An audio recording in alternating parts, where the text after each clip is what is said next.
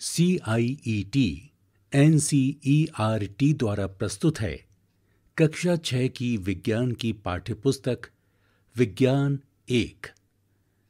प्रस्तुत है इस पुस्तक का पाठ 1।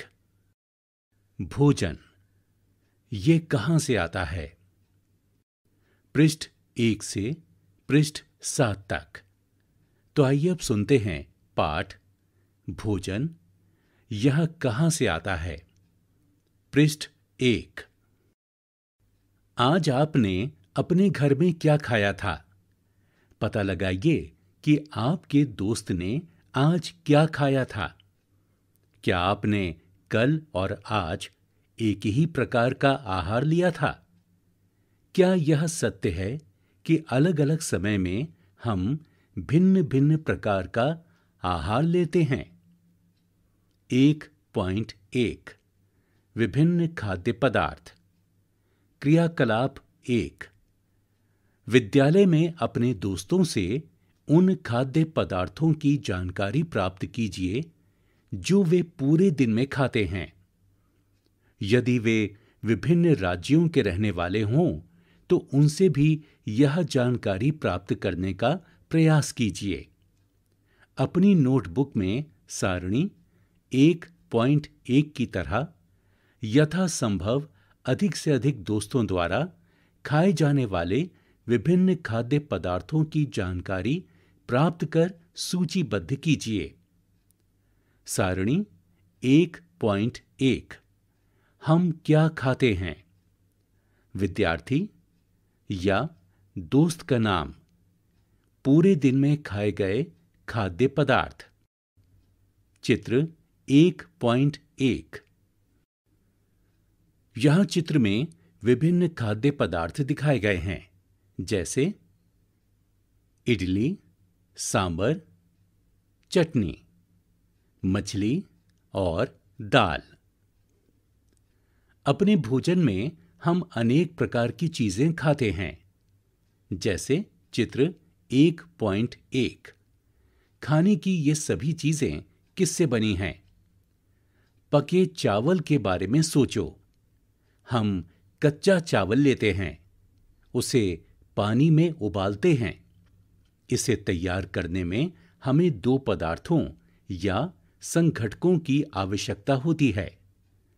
दूसरी ओर कुछ भोजन तैयार करने में हमें कई संघटकों की आवश्यकता होती है। यदि हम सब्जी बनाना चाहते हैं तो हमें अलग-अलग कई प्रकार की कच्ची सब्जियों, नमक, मसाला, तेल आदि की आवश्यकता होती है। क्रियाकलाप 2 सारणी 1.1 में सूचीबद्ध कुछ खाद्य पदार्थों को छांटिए और अपने दोस्तों तथा घर पर चर्चा करके जानकारी प्राप्त कीजिए कि इनको बनाने के लिए कौन-कौन सी सामग्री चाहिए। इनको सारणी 1.2 में सूचीबद्ध कीजिए। वस्तु का नाम और उसमें प्रयुक्त कच्ची सामग्री के कुछ उदाहरण सारणी 1.2 में दिए गए हैं। कुछ अन्य को इस सूची में जोड़िए। सारणी 1.2 खाद्य व्यंजन और उनकी कच्ची सामग्रियां। खाद्य पदार्थ रोटी या चपाती। कच्ची सामग्री आटा, जल। खाद्य पदार्थ दाल। कच्ची सामग्री कच्ची दाल, जल, नमक, तेल या घी, मसाले। पृष्ठ 2। हमने क्या देखा? कक्षा में चर्चा कीजिए कि क्या हम विभिन्न व्यंजनों में कुछ संघटक समान रूप से प्रयुक्त करते हैं। अच्छा, ये संघटक कहां से आते हैं? 1.2 खाद्य सामग्री एवं उनके स्रोत। सारणी 1.2 में सूचीबद्ध कुछ कच्ची सामग्री जैसे फल और सब्जी के स्रोत का अनुमान लगाना हमारे लिए बहुत आसान हो सकता है। चित्र 1.2a। यह कहां से आते हैं? निश्चित रूप से पौधों से। गेहूं और चावल का क्या स्रोत है? आपने धान और गेहूं के खेतों में उनके पौधों की अनेक पंक्तियां देखी होंगी। इनसे हमें अनाज प्राप्त होते हैं। चित्र 1.3। कुछ अन्य खाद्य पदार्थ जैसे दूध, अंडा, मुर्गा, मछली, झींगा, मांस आदि हमें जंतुओं से प्राप्त होते हैं। चित्र 1.2 बी। चित्र 1.2 यहां खाद्य संगठक के स्रोत दिए गए हैं। ए, कुछ पादप स्रोत जैसे केला, अनानास, आम और सेब। बी, कुछ जंतु स्रोत। यहां पर एक मुर्गी का चित्र है और उसके साथ में कुछ अंडों का चित्र दिया गया है। क्रियाकलाप 3। आइए हम पूर्व सूचीबद्ध खाद्य पदार्थों एवं उनके संगठकों के स्रोत जानने का प्रयास करें। कुछ उदाहरण सारणी 1.3 में दिए गए हैं। कुछ और उदाहरण इस सूची में जोड़िए। इसके रिक्त स्थानों की पूर्ति कीजिए। क्रियाकलाप 3 से हम क्या निष्कर्ष निकालते हैं? पौधे विभिन्न खाद्य संघटकों जैसे कि अन्न, सब्जी तथा फल इत्यादि के स्रोत हैं। जंतुओं से हमें दूध, मांस, अंडे तथा अन्य जांतव उत्पाद प्राप्त होते हैं। गाय, बकरी तथा भैंस दूध देने वाले कुछ सामान्य पशु हैं। दूध एवं विभिन्न दुग्ध उत्पाद जैसे कि मक्खन, क्रीम, घी, पनीर और दही का उपयोग संसार के प्रत्येक क्षेत्र में किया जाता है। क्या आप कुछ अन्य जंतुओं के नाम बता सकते हैं जो हमें दूध देते हैं? चित्र 1.3 अनाज के स्रोत। चित्र ए। यहां पर धान का खेत दिखाया गया है। बी में एक किसान को बैलगाड़ी पर अनाज के कुछ बोरे ले जाते हुए दिखाया गया है। सारणी 1.2 खाद्य व्यंजन, संगठक जिससे वे बने हैं तथा उनके स्रोत। खाद्य मद, कच्ची सामग्री, स्रोत। खाद्य मद इडली, कच्ची सामग्री चावल, उड़द की दाल, नमक, जल, स्रोत पौधा यानी पादप।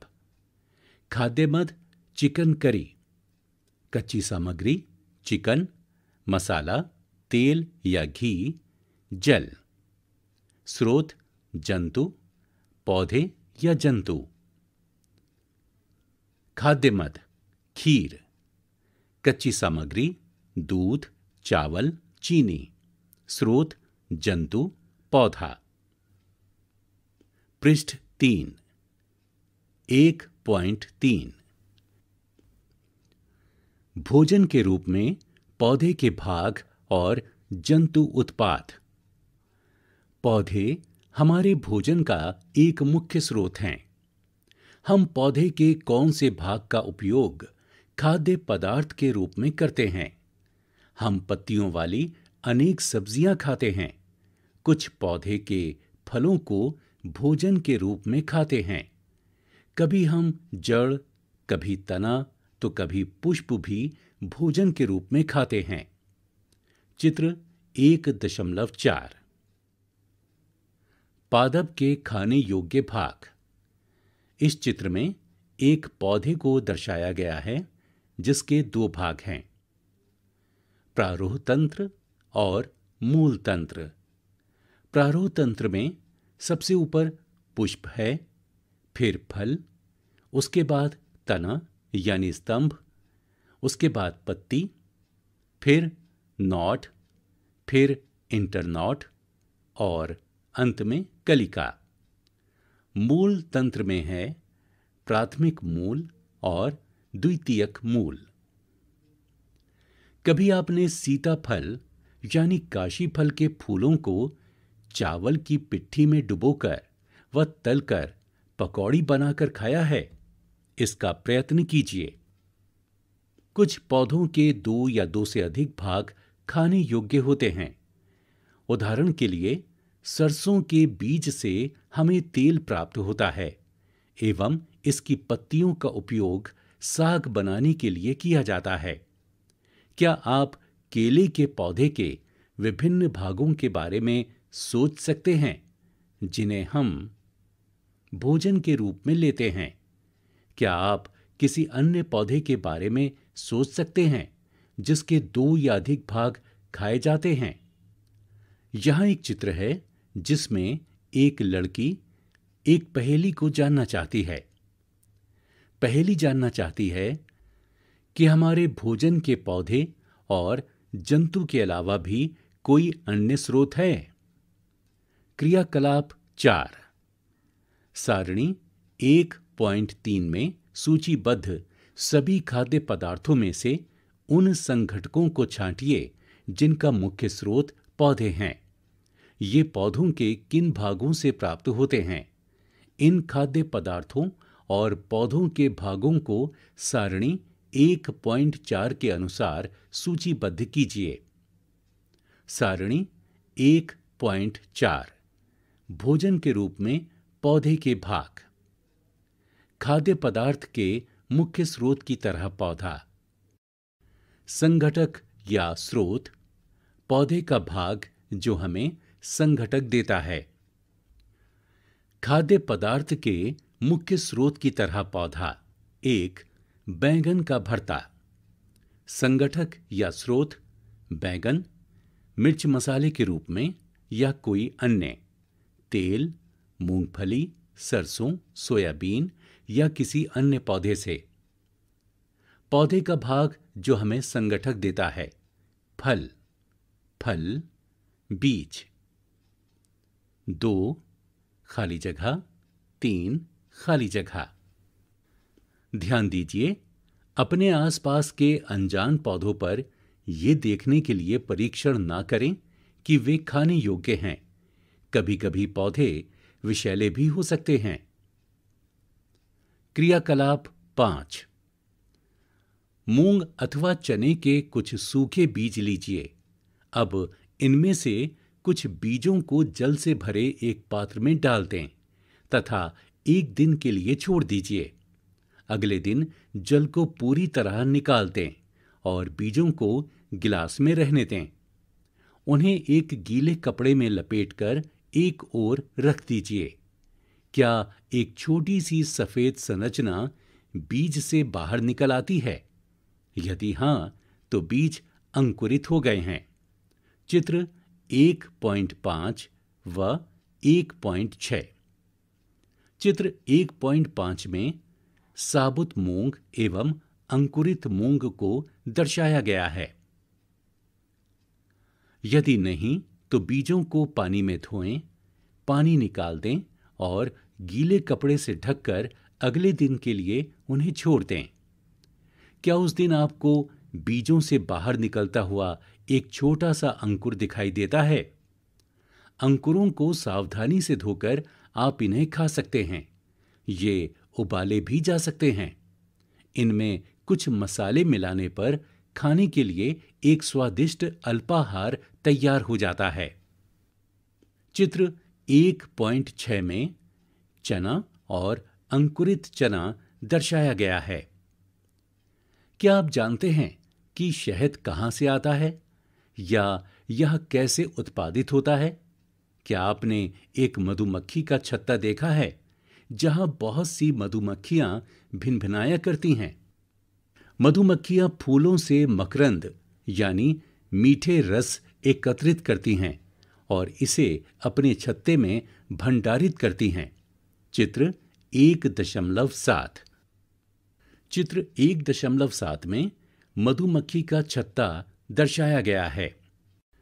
फूल और उनका मकरंद वर्ष के केवल कुछ समय में ही उपलब्ध होते हैं, अतः मधुमक्खियां इस मकरंद का भंडारण कर लेती हैं ताकि पूरे वर्ष इसका उपयोग किया जा सके। हम ऐसे छत्तों में मधुमक्खियों द्वारा भंडारित भोजन का शहद के रूप में उपयोग करते हैं। 1.4 जंतु क्या खाते हैं? क्या आपके घर में कोई ऐसा पालतू पशु है जिसकी आप देखभाल करते हों? कुत्ता, बिल्ली, भैंस या बकरी? फिर आपको इसकी जानकारी भी अवश्य होगी कि आपका पालतू जानवर क्या खाता है। अन्य जंतु क्या खाते हैं? क्या आपने कभी गिलहरी, कबूतर, छिपकली या छोटे से कीट को खाना खाते देखा है? पृष्ठ 5। चित्र 1.8। इस चित्र में एक गिलहरी को अखरोट खाते हुए दर्शाया गया है। क्रियाकलाप 6। सारणी 1.5 में अनेक जंतुओं के नाम लिखे हैं। उनमें से कुछ जंतुओं द्वारा खाए जाने वाले भोजन भी लिखे हैं। सारणी में रिक्त स्थानों की पूर्ति कीजिए। सारणी 1.5 जंतु और उनका भोजन। जीव का नाम भैंस, खाया जाने वाला भोजन घास, खली, भूसा, अनाज, पत्ती। जीव का नाम बिल्ली, खाया जाने वाला भोजन छोटे जंतु, पक्षी, दूध। जीव का नाम चूहा, खाली जगह शेर, खाली जगह बाघ, खाली जगह मकड़ी, खाली जगह छिपकली, खाली जगह गाय, खाली जगह मनुष्य, खाली जगह तितली, खाली जगह कौवा, खाली जगह अन्य। क्रियाकलाप 7। फिर से सारणी 1.5 को ध्यान से देखिए और इसके जंतुओं को 3 वर्गों में विभाजित कीजिए। पहले वर्ग में केवल उन जंतुओं के नाम लिखिए जो केवल पौधे और पादप उत्पाद खाते हैं। इन्हें शाकाहारी जंतु कहते हैं। यहाँ कुछ जंतु ऐसे हैं जो दूसरे प्राणियों को खाते हैं। इन्हें दूसरे वर्ग में रखते हैं। इन प्राणियों को मांसाहारी जंतु कहते हैं। क्या आप कुछ ऐसे जंतुओं को जानते हैं जिनका भोजन पौधे और जंतु दोनों ही होते हैं? इन्हें तीसरे वर्ग में रखिए। इन्हें सर्वाहारी जंतु कहते हैं। अब आप इन्हें सारणी 1.6 के अनुसार 3 अलग अलग वर्गों में लिखिए। सारणी 1.6 शाकाहारी गाय, मांसाहारी शेर, सर्वाहारी कौवा। यहां एक पहेली दी गई है। पहेली जानना चाहती है कि सारणी 1.6 को भरते समय मनुष्य को आप किस वर्ग में रखेंगे? हम जानते हैं कि हम में से बहुत से लोग ऐसे हैं जिन्हें पर्याप्त भोजन नहीं मिलता। हमें ऐसे उपाय खोजने की आवश्यकता है जिनके द्वारा देश में अधिक खाद्य उत्पादन किया जा सके। यही पर्याप्त नहीं होगा, बल्कि हमें ऐसे भी उपाय खोजने चाहिए जिनसे यह सुनिश्चित हो कि यह भोजन हम में से प्रत्येक को आसानी से उपलब्ध हो सके। पृष्ठ 6। प्रमुख शब्द: संघटक, खाद्य, मकरंद, अंकुरित बीज, शाकाहारी, मांसाहारी, सर्वाहारी। सारांश: भारत के विभिन्न प्रदेशों में खाए जाने वाले भोजन में बहुत अधिक विविधता है। हमारे भोजन के मुख्य स्रोत पौधे तथा जंतु हैं। जो जंतु केवल पादप खाते हैं उन्हें शाकाहारी कहते हैं। जो जंतु केवल जंतुओं को खाते हैं उन्हें मांसाहारी कहते हैं। जो जंतु पादप तथा दूसरे प्राणी दोनों को ही खाते हैं उन्हें सर्वाहारी कहते हैं। अभ्यास 1. क्या सभी जीवों को एक ही किस्म के भोजन की आवश्यकता होती है? 2. 5 पौधों के नाम लिखिए तथा बताइए इनके कौन से भाग का उपयोग खाद्य पदार्थ के रूप में होता है। 3. कॉलम 1 में दिए गए खाद्य पदार्थ का मिलान कॉलम 2 से कीजिए। कॉलम 1 दूध, दही, पनीर, घी, पालक, फूल गोभी, गाजर, शेर एवं बाघ, शाकाहारी। कॉलम 2 दूसरे जंतुओं को खाते हैं, पादप एवं पादप उत्पाद खाते हैं, सब्जियां हैं, सभी जंतु उत्पाद हैं। पृष्ठ 7। 4 दिए गए शब्दों से रिक्त स्थान की पूर्ति कीजिए। शाकाहारी, पादप, दूध, गन्ना, मांसाहारी। क बाघ एक रिक्त स्थान है क्योंकि यह केवल मांस खाता है। ख हिरन केवल पादप उत्पाद खाता है और इसलिए इसे रिक्त स्थान कहते हैं। ग तोता केवल रिक्त स्थान उत्पाद खाता है। घ जो रिक्त स्थान हम पीते हैं वह प्रायः गाय, भैंस या बकरी से प्राप्त होता है, इसलिए यह जंतु उत्पाद है। ड हमें चीनी रिक्त स्थान से मिलती है। प्रस्तावित परियोजनाएं एवं क्रियाकलाप। 1 आपने अपने घर के आसपास गिरगिट को अवश्य ही देखा होगा। अगली बार जब आप इसे देखें तो इसका ध्यानपूर्वक अवलोकन करें तथा पता लगाएं कि यह क्या खाता है। क्या इसका भोजन छिपकली से भिन्न है? 2 भारत के विभिन्न प्रदेशों में खाए जाने वाले विभिन्न खाद्य पदार्थों की एक सूची बनाएं, चित्र सहित यदि संभव हो। इन्हें भारत के बड़े मानचित्र पर अंकित कर अपनी कक्षा में प्रदर्शन हेतु लगाएं। 3 उन जलीय पौधों के नाम लिखिए जिनके उत्पाद खाद्य के रूप में उपयोग किए जाते हैं। 4 अध्याय 10 में आप वक्र रेखाओं की लंबाई मापने के उपाय जानेंगे। आप अपनी गणित की कक्षा में स्तंभ ग्राफ बनाना सीखेंगे। इन्हें सीखने के बाद आप नीचे दी गई रुचिकर परियोजना को करने का प्रयास कीजिए। अध्याय में दिए तरीके से कुछ अंकुरित मूंग तैयार कीजिए। इन्हें 1 सप्ताह तक उगने दीजिए। आप देखेंगे कि पूर्ण बीज अब एक नन्हा पौधा बन गया है। धागे की सहायता से प्रतिदिन आप अंकुरों की लंबाई नापें। नापते समय ध्यान दें कि अंकुर टूटे नहीं। अब एक स्तंभ ग्राफ बनाएं जिसमें लंबाई की विभिन्न सीमाओं में अंकुरों की संख्या हो। सोचने के लिए बातें। क क्या आपके आसपास के सभी व्यक्तियों को खाने के लिए पर्याप्त भोजन उपलब्ध है? यदि नहीं तो क्यों? ख हम भोजन की बर्बादी किन उपायों से रोक सकते हैं? इसी के साथ 16 पाठों की इस पुस्तक